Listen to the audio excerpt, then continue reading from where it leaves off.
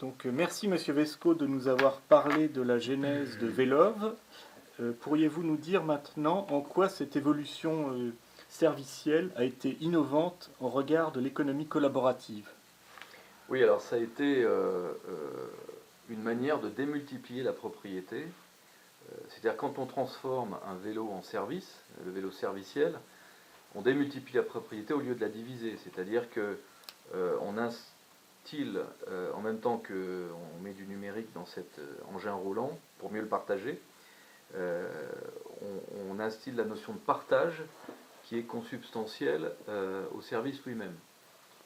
C'est-à-dire que c'est un service où plus ça partage, plus ça partage. Quand vous avez une station qui est très fréquentée, qui a un turnover, un taux de rotation très important, comme une station de centre-ville, place de la Comédie, devant la mairie par exemple, quand vous arrivez avec un engin qui n'a pas de place, vous attendez 2 minutes, il y a une place qui se libère, parce qu'il y a automatiquement quelqu'un qui vient prendre un vélo et qui vous crée une place libre.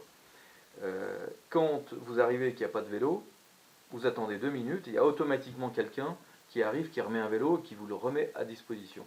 Donc on s'aperçoit que c'est un système où l'activité crée le partage. Le partage crée le partage. Une station qui est inactive, elle reste toute la journée vide ou toute la journée pleine, et finalement elle ne partage pas. Donc on voit que le partage est consubstantiel au service lui-même, au principe de ce vélo serviciel, et c'est le partage de la ville, puisque finalement on partage des modes de déplacement pour mieux partager l'espace public, la ville, et puis l'air qu'on respire, puisqu'évidemment les bénéfices sont importants.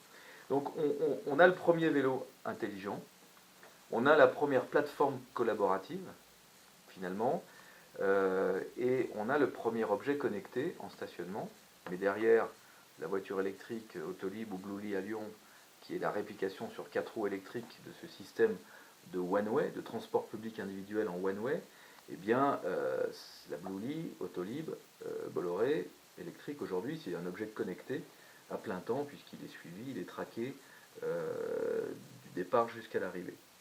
Donc, une plateforme collaborative, une plateforme d'échange, un objet connecté, un service et du numérique qui est mis dans le vélo pour être mieux partagé. Donc on avait déjà toutes les caractéristiques il y a 9 ans, puisqu'on va fêter les 9 ans, finalement l'économie, la sharing economy, comme on dit, l'économie du partage, l'économie de fonctionnalité ou collaborative. Et cette plateforme collaborative qu'est Velov a préfiguré la mobilité intelligente, mais finalement, au-delà, la ville intelligente. Merci.